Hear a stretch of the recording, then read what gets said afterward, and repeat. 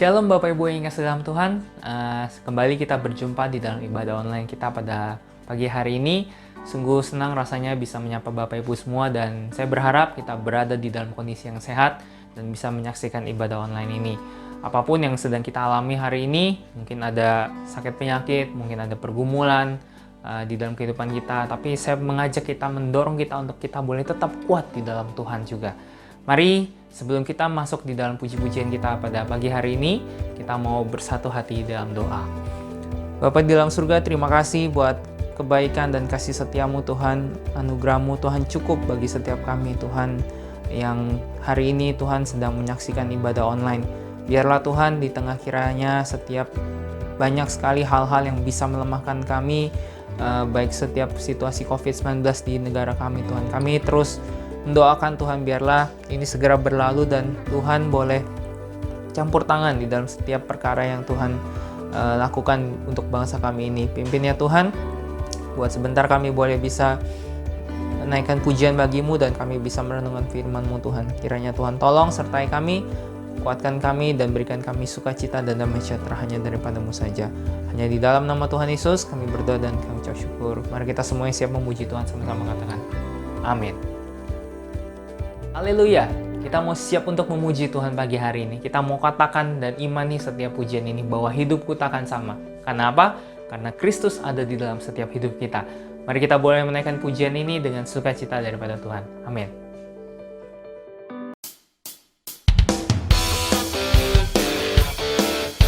Haleluya, kita mau naikkan pujian bagi Tuhan pagi hari ini. Kita mau menyatakan bahwa hidup kita tidak akan sama ketika kita ada di dalam Kristus. Kita mau memuliakan Tuhan sepanjang hari kita. Amin. Yes. Mari kita bertepuk tangan buat Tuhan Allah kita. Yeay.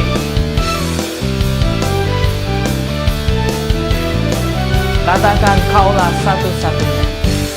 Kaulah satu-satunya, sumber dari segalanya. Kau kebenaran yang selalu ku pegang, Kau keyakinanku untuk bersinar terang. Yesus Tuhanku yang berkuasa atasku, hidupku takkan sama. Ku tahu sungguh anugerah-Mu bagiku, hidupku takkan sama. Haleluya. Kita menaikkan pujian ini lebih semangat lagi buat Tuhan. Yes, amin.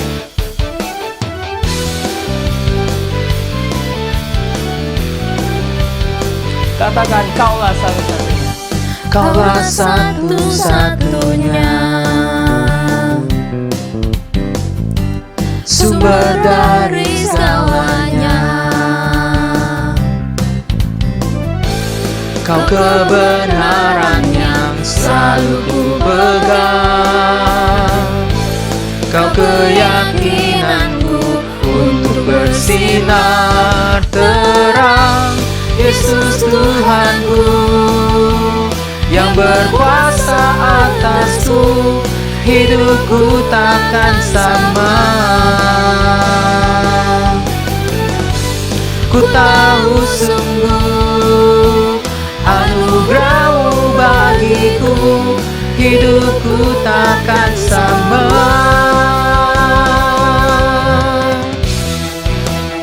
Kita mau menyatakan bahwa Yesus, Engkaulah harapan di dalam hidup kami. Engkaulah yang menjadi kekuatan di dalam hidup kami Tuhan. Amin. Yes. Kaulah alasan untuk ku hidup, hanya menyenangkan-Mu. Kaulah alasan untuk ku hidup, hanya menyenangkan-Mu. Kaulah alasan untuk ku hidup,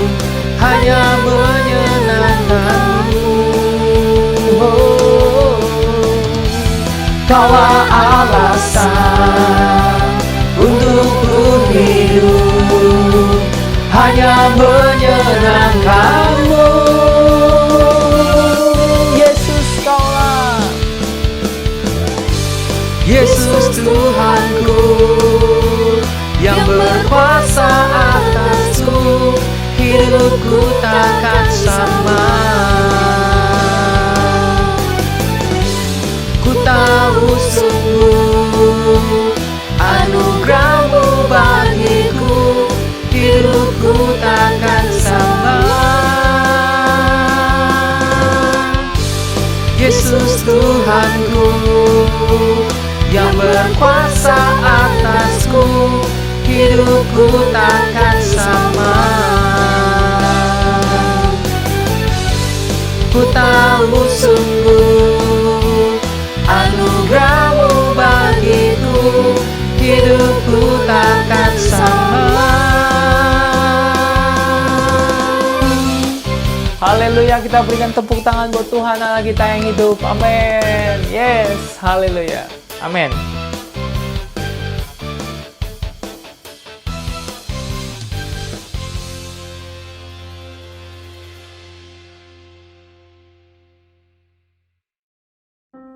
Mungkin di tengah-tengah setiap situasi kondisi yang sedang kita alami hari ini, kita sangat bisa menjadi lemah iman kita.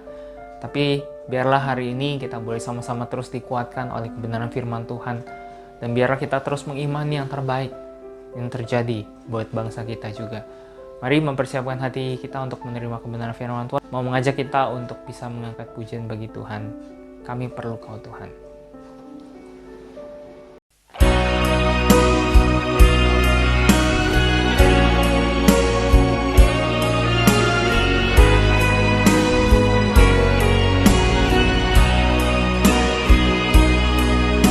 Mari sama-sama kita katakan.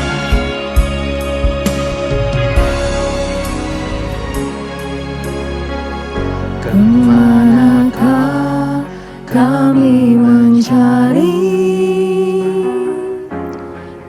kasih sejati?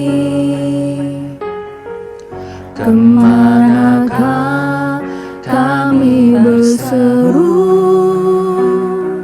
saat badai datang menderu?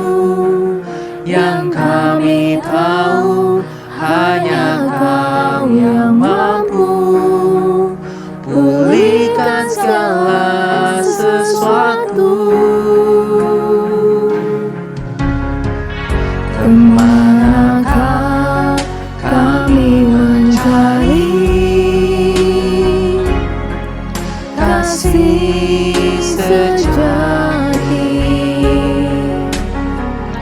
Kemanakah kami berseru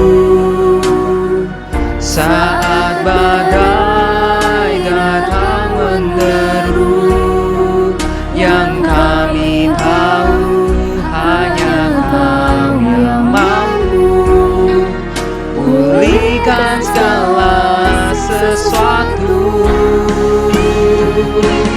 Kami perlukan keajaiban-Mu, kami butuhkan sentuhan tangan-Mu. Kami tak dapat jalan sendiri, kami perlukan Tuhan.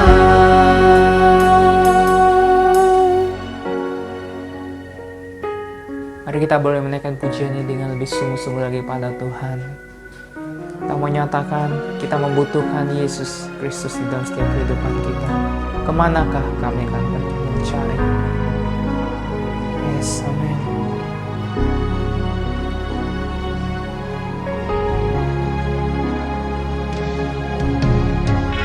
Kemanakah kami mencari kasih sejati? Kemanakah kami berseru badai datang menderu, yang kami tahu hanya Kau yang mampu pulihkan segala sesuatu. Kami perlukan keajaiban-Mu, kami butuhkan sentuhan tangan-Mu. Kami tak dapat jalan sendiri, kami perlukan Tuhan. Kami perlukan keajaiban-Mu, kami butuhkan sentuhan tangan-Mu. Kami tak dapat jalan sendiri, kami perlukan Tuhan. Yes, kami perlukan Engkau Tuhan di dalam setiap kehidupan kami. Jamah setiap keluarga kami Tuhan, jamah setiap hidup kami Tuhan. Apabila kami hari ini Tuhan sakit penyakit Tuhan, kami percaya Tuhan kami memerlukan Engkau. Kami perlukan keajaiban-Mu, kami butuhkan sentuhan tangan-Mu. Kami tak dapat jalan sendiri, kami perlukan Tuhan.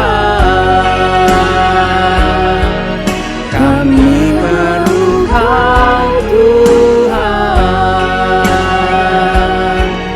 Kami perlukan Tuhan.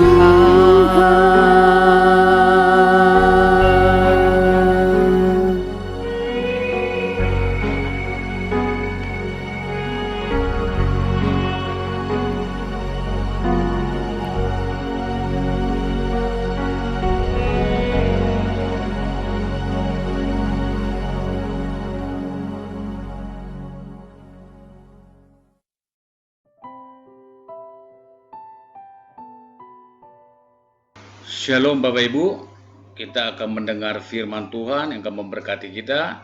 Sebelumnya mari kita berdoa. Tuhan Yesus, kembali kami datang kepadamu mengucap syukur atas kebaikan-Mu dalam hidup kami. Kami tahu Tuhan kalau kami ada hari ini, semua karena anugerah-Mu, pemeliharaan-Mu. Engkau menjauhkan kami dari virus yang ada di dunia ini. Itu sebabnya Tuhan kami sehat hari ini.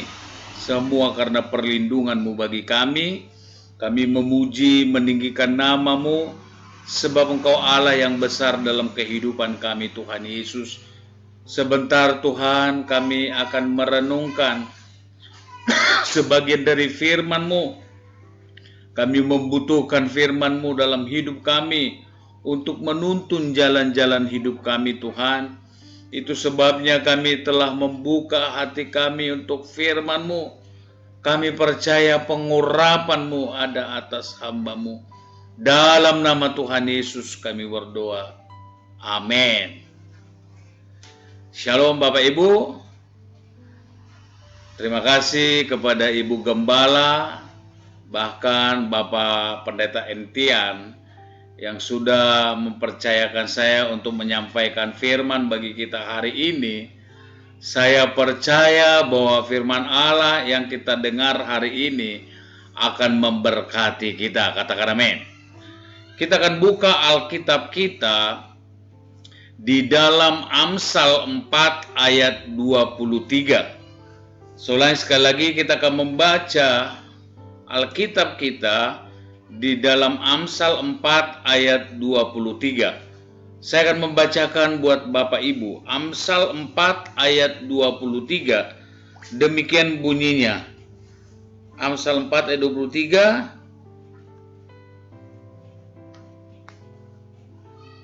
Jagalah hatimu dengan segala kewaspadaan, karena dari situlah terpancar kehidupan. Saya ulangi baca buat Bapak Ibu. Jagalah hatimu dengan segala kewaspadaan, karena dari situlah terpancar kehidupan. Judul khotbah saya hari ini, saya akan berbicara mengenai menjaga hati. Saya ulangi sekali lagi, judul khotbah saya hari ini, saya akan berbicara mengenai menjaga hati.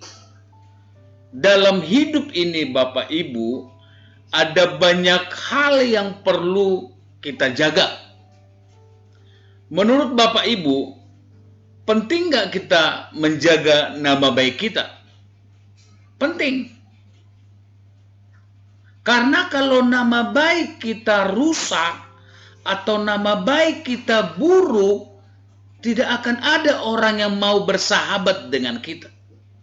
Ingat Bapak Ibu, salah satu kunci keberhasilan dalam hidup ini apabila kita membangun hubungan yang baik dengan semua orang.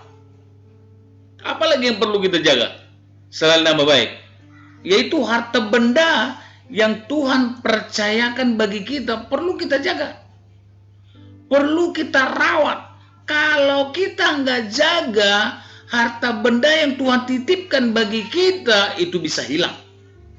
Ya, saya punya anak Bapak Ibu, waktu dia masih TK, hampir tiap hari dia melapor kepada saya bahwa pensilnya hilang. Ya, dikasih hari ini, besok hilang. Dikasih hari ini, besok hilang. Satu kali dia minta sama saya. Dia bilang, "Papa, pensil saya hilang." Terus saya bilang sama dia, apa saja yang tidak kita jaga, bukan hanya pensil, kepala kita pun bisa hilang kalau kita nggak jaga. Jadi ingat Bapak Ibu, ya, apapun yang tidak kita jaga, keadaannya tidak akan pernah menentu. Tapi dari semua yang perlu kita jaga, ada hal yang lebih penting yang harus kita jaga. Apa itu? Hati. Kenapa hati ini perlu kita jaga? Kenapa hati ini perlu kita rawat? Karena Alkitab berkata dari hatilah terpancar kehidupan. Jadi kalau kita mau hari-hari kita baik ke depan, kalau kita mau bahwa perjalanan kita ke depan jauh lebih baik, yang perlu kita jaga adalah hati kita. Bahkan Alkitab juga menggambarkan hati sama seperti tanah. Saya mengerti betul mengenai tanah Bapak Ibu, karena orang tua saya adalah seorang petani. Kalau kita sudah panen dari sawah, panen padi, terus tanahnya dibiarkan, tidak dibajak, tidak dirawat, maka akan tumbuh segala jenis tanaman liar di dalamnya. Jadi kalau tanah itu dibiarkan, tidak dirawat, tidak dibajak, maka akan tumbuh segala jenis tanaman liar di dalamnya. Sama halnya dengan hati. Kalau hati ini tidak kita rawat, hati ini tidak kita jaga, maka akan timbul semua akar pahit di dalamnya. Saya dalam khotbah-khotbah saya pernah berkata seperti ini, ya. Ada banyak orang sakit di dunia ini bukan karena kondisi fisiknya yang lemah, bukan. Tapi karena apa? Karena hatinya nggak dijaga. Ya. Kalau kita nggak jaga hati, maka akan timbul segala penyakit dalam hidup kita. Karena apa? Sumbernya dari hati. Ya. Itu sebabnya perlu kita menjaga hati. Perlu kita merawat hati kita. Perlu kita menjaganya. Pertanyaannya, bagaimana cara menjaga hati ini? Bagaimana cara merawat hati kita supaya hati kita tetap bersih di hadapan Tuhan, ada 3 cara yang harus kita lakukan supaya kita dapat menjaga hati kita. Cara yang pertama, coba kita lihat di dalam Mazmur 73 ayat 1 sampai 3. Saya akan membacakan buat Bapak Ibu Mazmur 73 ayat 1 sampai 3. Bunyinya demikian. Mazmur Asaf, sesungguhnya Allah itu baik bagi mereka yang tulus hatinya, bagi mereka yang bersih hatinya. Tetapi aku sedikit lagi maka kakiku terpeleset, nyaris aku tergelincir, sebab aku cemburu kepada pembual-pembual kalau aku melihat kemujuran orang-orang fasik.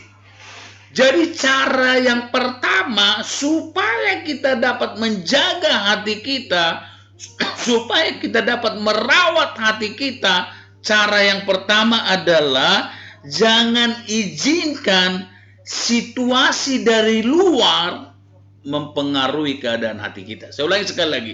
Cara merawat hati, cara menjaga hati adalah jangan izinkan situasi dari luar mempengaruhi keadaan hati kita. Coba kita lihat di Mazmur 73 ini. Di ayat yang pertama, Bani Asaf masih berkata bahwa Tuhan itu baik bagi mereka yang bersih hatinya. Jadi Tuhan itu sangat baik bagi orang yang memelihara hatinya, yang merawat hatinya, yang menjaga hatinya. Tuhan baik bagi mereka. Tapi di ayat 2 Bani Asaf ini berubah. Di situ dikatakan bahwa aku hampir jatuh, aku hampir terpeleset. Kenapa Bani Asaf ini hampir jatuh atau hampir terpeleset? Karena apa? Karena dia terpengaruh dengan keadaan luar mempengaruhi keadaan hatinya, ya. Dia izinkan keadaan dari luar itu mempengaruhi keadaan hatinya. Ingat Bapak Ibu, dalam dunia yang kita tinggali hari ini, apa saja bisa terjadi di dalamnya. Saya ulangi sekali lagi. Dalam dunia yang kita tinggali hari ini, apa saja bisa terjadi di dalamnya. Menurut Bapak Ibu, bisa nggak anak yang sudah kita lahirkan satu kali kelak mereka akan mengirim kita ke panti jompo? Bisa nggak terjadi? Bisa Pak. Kenapa? Karena kita masih di dunia. Apa saja bisa terjadi. Saya pernah ditelepon oleh seorang bapak. Ya, umurnya sudah kira-kira hampir 60 lebih. Dia hubungi saya. Terus dia bilang begini, Pak Kolis, tolong Pak datang doain saya, dikasih tahu alamatnya, ya, alamat panti jompo di mana dia tinggal. Terus saya pergi mengunjungi si bapak ini karena saya kenal betul dengan si bapak ini, ya. Saya punya hubungan yang baik dengan si bapak ini. Saya pergi mengunjunginya. Begitu saya sampai di panti jompo tersebut di mana bapak ini ada di dalamnya, dia cerita sama saya. Dia bilang begini, Pak Kolis, tahu nggak Pak, rumah saya yang di daerah itu adalah rumah saya, katanya. Itu rumah saya, itu milik saya. Terus dia cerita lagi, tahu nggak Pak Kolis, katanya, toko yang di sana itu adalah toko saya. Tapi bisa bayangkan nggak Pak, katanya, saya punya rumah, saya punya toko, tapi anak kandung saya tega membuang saya ke panti jompo ini. Ya. Ingat Bapak Ibu, ya. Dalam hidup yang kita jalani di dunia ini, apa saja bisa terjadi. Itu sebabnya ketika terjadi sesuatu, jangan izinkan situasi dari luar mempengaruhi keadaan hati kita, jangan. Ya, supaya apa? Supaya hati kita tetap bersih, supaya hati kita tetap kuat menjalani hidup ini. Ya. Ada lagi kisah nyata nih, ya, kisah nyata. ada seorang mama, dia datang dari luar kota, ya, dia datang dari luar kota. Kebetulan anaknya tinggal di kota Jakarta ini. Si mama ini datang ke rumah anaknya nggak bilang-bilang, ya. Tiba-tiba dia nongol, ya, di rumah anaknya, ya. Waktu dia sampai di rumah anaknya, dia ketok pintu rumah anaknya kaget. Karena apa? Si mama nggak bilang, ya. Si mama nggak bilang bahwa dia akan datang. Terus muka anaknya itu kayak nggak bersahabat dengan mamanya. Ingat, si mama itu kan feelingnya sangat kuat. Dia merasa bahwa anaknya nggak suka dia hadir datang ke rumah anaknya tersebut. Dan apa yang terjadi kekasih dalam Tuhan? Si mama itu pulang ke kampungnya. Ya, setahun kemudian si mama itu meninggal. Karena apa? Si mama nggak menjaga hati. Ingat, dalam hidup yang kita jalani di dunia ini, apa saja bisa terjadi di dalamnya. Itu sebabnya ketika terjadi sesuatu, jangan izinkan itu mempengaruhi keadaan hati kita, jangan. Supaya apa? Supaya hati kita tetap bersih, Bapak Ibu. Ya. Perhatikan lagi Ayub. Ketika Ayub habis-habisan, ya, anak 10 meninggal satu hari, harta bendanya ludes, sakit penyakit yang timbul pada Ayub. Apa kata istrinya? Istrinya berkata begini, masih bertekunkah kau mengasihi Tuhanmu? Matilah kamu dan kutuki Allahmu. Harusnya istrinya mendukung suaminya, harusnya istrinya menopang, tapi ini malah sebaliknya. Tapi ingat, Ayub dia jaga hatinya, Bapak Ibu. Itu sebabnya di ending perjalanan Ayub ini, kalau kita baca, Tuhan memulihkan keadaan Ayub. Karena apa? Ayub dapat menjaga hatinya. Ya. Ada sebuah kisah, Bapak Ibu, ya. Ada 2 orang ibu, mereka berbelanja ke toko pakaian. Ini 2 kisah nih. 2 orang ibu berbelanja ke toko pakaian.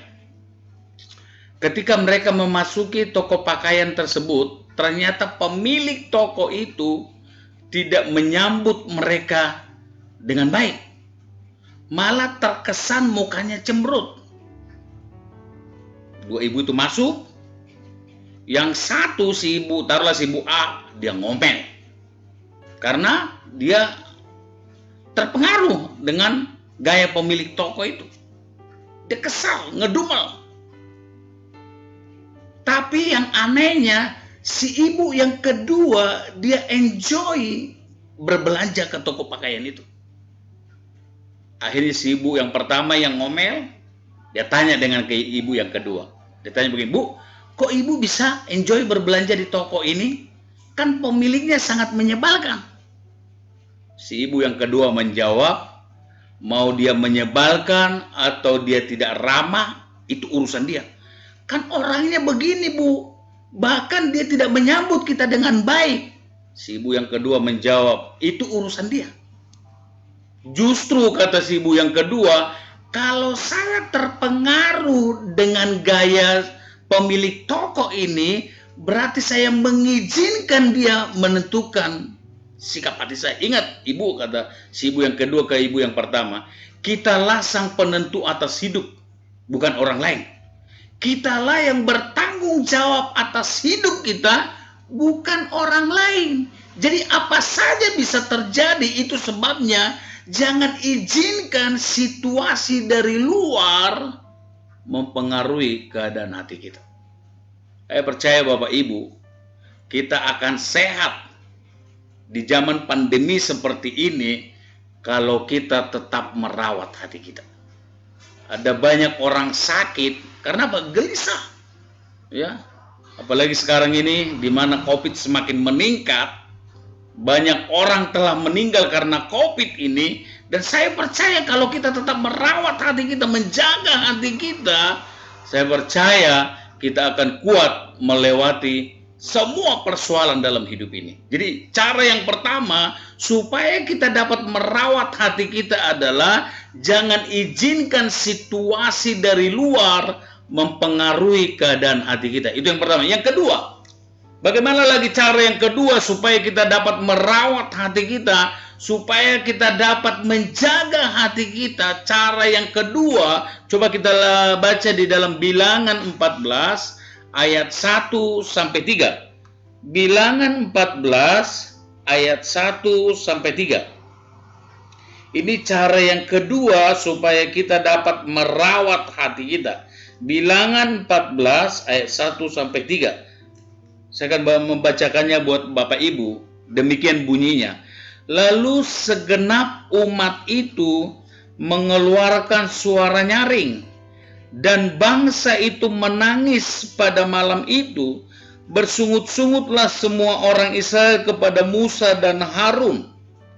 Dan segenap umat itu berkata kepada mereka, "Ah, sekiranya kami mati di tanah Mesir atau di padang gurun ini, mengapakah Tuhan membawa kami ke negeri ini supaya kami tewas oleh pedang dan istri serta anak-anak kami menjadi tawanan? Bukankah lebih baik kami pulang ke Mesir?" Ya. Jadi cara yang kedua supaya kita dapat merawat hati kita atau menjaga hati kita, cara yang kedua adalah perhatikan fokus hidup kita. Itu yang kedua. Perhatikan fokus hidup kita. Kalau kita baca bangsa Israel ini, kenapa mereka menangis semalam-malaman? Kenapa mereka bersungut-sungut? Kenapa mereka minta mati? Kenapa mereka tawar hati? Kenapa? Karena fokusnya yang salah. Kemana fokus mereka? Fokus mereka hanya melihat masalah yang ada di depan mereka. Mereka lupa dengan Tuhan mereka, kekasih dan Tuhan. Ya. Kalau kita fokus ke tempat yang lain, kalau kita fokus kepada masalah kita, persoalan hidup kita, maka kita akan tawar hati, Bapak Ibu. Kita akan bersungut-sungut dalam hidup ini. Karena apa? Fokusnya yang salah. Itu sebabnya mulai hari ini, supaya hati kita tetap bersih, supaya hati kita dapat kita rawat, kita jaga, fokuslah kepada Tuhan. Jangan fokus ke hal yang lain. Kalau kita fokus ke hal yang lain, kita akan khawatir, Bapak Ibu. Bahkan kita akan takut dalam hidup ini. Kenapa? Karena fokusnya ke tempat lain. Bangsa ini bersungut-sungut, bangsa ini menangis semalam-malaman, bangsa ini tawar hati, mereka minta mati, mau pulang ke Mesir. Itu terjadi karena apa? Fokusnya bukan kepada Tuhan. Jadi hari ini kalau kita ingin diberkati Tuhan, hati kita tetap bersih, bahkan kita dapat menjaga hati kita, kita harus fokus kepada Tuhan, Bapak Ibu. Coba kita lihat di dalam Ibrani 12 ayat 2. Ya. Ibrani 12 ayat 2. Ini nasihat firman Tuhan bagi kita, supaya hati kita tetap kuat, supaya hati kita dapat terawat. Di dalam Ibrani 12 ayat 2 saya akan membacakan buat Bapak Ibu. Dikatakan demikian, marilah kita melakukannya dengan mata yang tertuju kepada Yesus. Ya, jelas di ayat ini dikatakan, marilah kita melakukannya dengan mata kita tertuju kepada Yesus. Jadi semua yang kita lakukan, semua yang kita kerjakan, semua yang kita jalani dalam hidup ini, mata kita harus tertuju kepada Yesus. Fokus hanya kepada Yesus. Kalau kita fokus ke tempat yang lain selain Yesus, kita akan tawar hati, Bapak Ibu. Kenapa ada banyak orang Kristen mundur dari gereja? Kenapa ada banyak orang Kristen tidak beribadah lagi? Karena apa? Karena fokusnya kepada orang. Ya. Ada banyak orang berkata seperti ini. Gimana sih Pak? Dia kan pelayan Tuhan, kok kelakuannya begini? Gimana sih Pak? Dia kan seorang hamba Tuhan, kok kelakuannya seperti ini? Akhirnya mereka itu tawar hati. Mereka mundur dari Tuhan karena apa? Fokusnya hanya melihat orang lain. Dengar Bapak Ibu, kalau kita hanya fokus melihat orang lain, maka kita akan kecewa dalam hidup ini. Kecewa. Tapi kalau fokus kita kepada Tuhan, kalau mata kita hanya tertuju kepada Tuhan, maka kita akan meraih kemenangan di dalam hidup ini. Kita akan melakukan perkara-perkara yang besar dalam hidup ini kalau fokus kita hanya kepada Tuhan. Coba kita lihat di dalam 1 Samuel 17 ayat 45. 1 Samuel 17 ayat 45. Saya akan membacakan buat Bapak Ibu 1 Samuel 17 ayat yang ke-45. Bunyinya demikian. Tetapi Daud berkata kepada orang Filistin itu, "Engkau mendatangi aku dengan pedang dan tombak dan lembing, tetapi aku mendatangi engkau dengan nama Tuhan semesta alam, Allah segala barisan Israel yang kau tantang itu." Ya. Kalau kita buat satu perbandingan Bapak Ibu antara Daud dan Goliat, Daud ini tidak ada apa-apanya Bapak Ibu. Pengalaman perang Goliat ini Alkitab mencatat dari masa mudanya dia udah hebat berperangnya. Dia orangnya luar biasa. Bahkan tinggi badannya pun jauh lebih besar Goliat dari Daud. Prediksi manusia pasti Daud ini kalah. Karena nggak ada apa-apanya. Tapi kalau kita baca Alkitab ini kekasih dalam Tuhan, kenapa Daud yang kecil ini, kenapa Daud yang tidak ada apa-apanya ini bisa membunuh Goliat yang besar itu? Kenapa Daud yang kecil ini bisa menumbangkan Goliat yang besar itu? Kenapa? Karena Daud matanya tertuju kepada Tuhan Bapak Ibu. Daud berkata di ayat ini, "Engkau mendatangi aku dengan pedang dan lembing," kata Daud kepada Goliat. "Tapi aku," kata Daud, "mendatangi engkau dengan nama Tuhan." Ya. Jadi dia bawa Tuhannya di dalam peperangannya. Dia libatkan Tuhannya di dalam peperangannya. Bahkan Daud ini fokus kepada Tuhan. Ya. Itu sebabnya kenapa Daud ini bisa meraih kemenangan yang besar itu, bahkan membunuh Goliat yang besar itu. Kenapa? Karena Daud ini bergantung kepada Tuhan Bapak Ibu. Ya, dia bekerja sama dengan Tuhan. Saya percaya Bapak Ibu, kalau kita bergantung kepada Tuhan, mata kita tertuju kepada Tuhan, sekalipun situasi yang sulit hari ini akan dapat kita lewati karena kita fokus kepada Tuhan. Jadi saya percaya kalau kita ingin diberkati Tuhan di masa krisis seperti ini, mari bergantunglah kepada Tuhan, fokuslah kepada Tuhan. Jangan fokus kepada sekeliling kita hari ini. Kalau kita fokus kepada dunia ini, maka kita akan khawatir. Tapi kalau kita fokus kepada Tuhan, maka berkat Tuhan akan datang dalam kehidupan kita. Coba kita lihat ayatnya dalam Yeremia 17 ayat 7 dan 8 ya. Yeremia 17 ayat 7 dan 8. Jadi orang yang mengandalkan Tuhan, orang yang fokus kepada Tuhan, maka Tuhan akan memberkati kehidupannya. Yeremia 17 ayat 7 sampai 8. Saya akan membacakan buat Bapak Ibu Yeremia 17 ayat 7 dan 8. Jadi orang yang fokus kepada Tuhan, orang yang bergantung kepada Tuhan pasti diberkati Tuhan. Demikian firman Tuhan bagi kita, diberkatilah orang yang mengandalkan Tuhan, yang menaruh harapannya pada Tuhan. Ayat 8. Ia akan seperti pohon yang ditanam di tepi air, yang merambatkan akar-akarnya ke tepi batang air, dan yang tidak mengalami datangnya panas terik, yang daunnya tetap hijau, yang tidak khawatir dalam tahun kering, dan yang tidak berhenti menghasilkan buah. Jelas di ayat ini dikatakan, diberkatilah orang yang mengandalkan Tuhan, diberkatilah orang yang fokusnya hanya kepada Tuhan, diberkatilah orang yang menaruh harapannya kepada Tuhan. Ya, di masa kering pun kita tetap berbuah. Kenapa?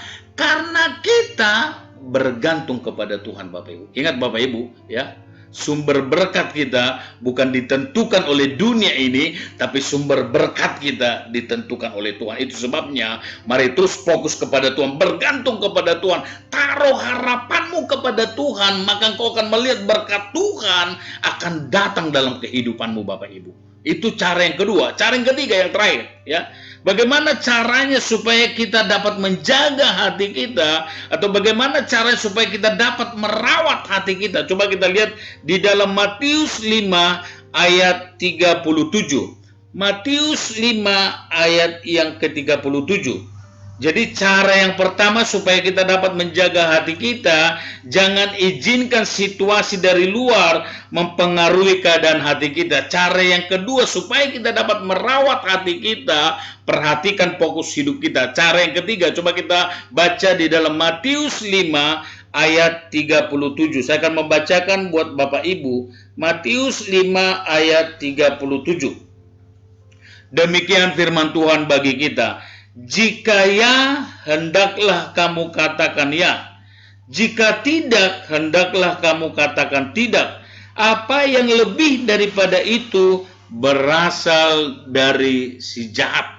Jadi cara yang ketiga, supaya kita dapat merawat hati kita, supaya kita dapat menjaga hati kita, cara yang ketiga adalah kita harus jujur dalam perkataan kita, Bapak Ibu.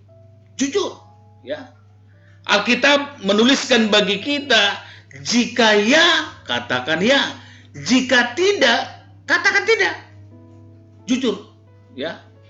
Kalau orang bertanya sesuatu bagi kita, kalau memang kita tahu, katakan tahu. Tapi kalau memang kita nggak tahu, katakan tidak tahu, Bapak Ibu. Jangan malu bilang nggak tahu kalau memang kita nggak tahu. Karena apa? Alkitab yang mengajarkannya kepada kita, jika ya, katakan ya. Jika tidak, katakan tidak. Supaya apa, kekasih Tuhan? Supaya kita jujur dalam perkataan kita. Untuk mencari orang yang jujur dalam perkataannya, zaman sekarang ini sangat sulit, Bapak Ibu. Ya. Memang antara mulut dengan hati sangat dekat. Tapi di dalam kata-kata yang kita keluarkan, sangat beda hati kita dengan mulut kita. Ada banyak kita mengkhianati hati kita karena nggak sesuai dengan apa yang kita katakan. Ya, apalagi kita orang Indonesia bagian timur. Ada banyak kita sungkanisme namanya, ya, sungkan. Kalau kita ditanya udah makan belum Pak, pasti kita jawab udah, padahal belum makan. Kalau saya Bapak Ibu, kalau ditanya orang, udah makan belum Pak Kolis? Kalau memang saya belum makan, saya bilang belum makan. Jujur. Ya. Jangan suka abu-abu Bapak Ibu. Tuhan gak suka abu-abu. Ya. Di dalam kitab Wahyu dikatakan, kalau memang kamu panas, sekalian panas. Kalau memang kamu dingin, sekalian dingin. Jangan panas enggak, dingin enggak, nanti dimuntahkan kekasih dalam Tuhan. Jadi kita harus jujur dalam perkataan kita. Ada satu kisah di Alkitab Bapak Ibu, ya, mengenai Raja Saul, ya. Saul meninggal, mati karena bunuh diri, ya. Bukan karena dibunuh orang, tapi ada seseorang yang membawa berita kepada Daud, ya. Dia berkata bahwa dialah yang membunuh Saul. Padahal sebenarnya kalau Bapak Ibu baca di Alkitab, Saul itu mati karena bunuh diri, bukan dibunuh orang, bukan. Tapi yang membawa berita ini dia berkata bahwa dialah yang membunuhnya. Dan apa yang terjadi kekasih dalam Tuhan? Karena dia bohong dalam perkataannya, nggak jujur dalam perkataannya, akhirnya dia mati karena kebohongannya. Ya. Itu sebabnya hari-hari ini Bapak Ibu, ya, perlu kita jujur dalam perkataan kita. Perlu kita mengeluarkan kata-kata yang baik dalam hidup kita. Jangan keluarkan kebun binatang dalam hidup kita. Tapi keluarkanlah kata-kata yang membangun. Kata-kata yang menasehati. Kata-kata yang memberkati orang lain. Supaya berkekasih dalam Tuhan. Supaya hati kita tetap dapat kita rawat. Dan dapat kita jaga dalam kehidupan ini. Kesimpulan khotbah saya malam hari ini, ada 3 cara bagaimana kita untuk menjaga hati kita. Cara yang pertama adalah Jangan izinkan situasi dari luar mempengaruhi keadaan hati kita. Cara yang kedua, supaya kita dapat merawat hati kita adalah perhatikan fokus hidup kita. Dan cara yang ketiga, supaya kita dapat menjaga hati kita adalah kita harus jujur dalam perkataan kita. Demikian firman Tuhan yang saya sampaikan. Biar kiranya menjadi berkat bagi kita semua. Mari kita tundukkan kepala kita. Kita berdoa. Terima kasih Tuhan Yesus. Kami sudah mendengar firman-Mu. Supaya kami dapat merawat hati kami. Supaya kami dapat menjaga hati kami Tuhan. Mari berikan kami kekuatan supaya kami tidak mengizinkan situasi dari luar mempengaruhi keadaan hati kami. Dan ajar juga kami Tuhan supaya kami dapat merawat hati kami, supaya kami tetap fokus kepada Tuhan, sehingga kami kuat menjalani kehidupan ini. Dan cara yang ketiga Tuhan, supaya kami dapat merawat hati kami, ajar kami Tuhan supaya kami jujur dalam perkataan kami. Kalau memang ya, kami katakan ya. Kalau memang tidak, kami katakan tidak. Memberkati umat-Mu yang sudah mendengar firman-Mu. Memberkati usaha pekerjaan apapun yang mereka lakukan. Seturut dengan firman-Mu, Engkau yang membuat berhasil dan beruntung. Hamba-Mu juga berdoa buat jemaat-Mu Tuhan. Kalau ada mereka yang sakit, Tuhan sembuhkan. Yang lemah Tuhan kuatkan. Yang sudah mundur dari Tuhan, curahkan kasih-Mu supaya mereka berbalik lagi datang kepada Tuhan. Hamba-Mu juga menyerahkan Ibu Gembala kami ke dalam tangan Tuhan.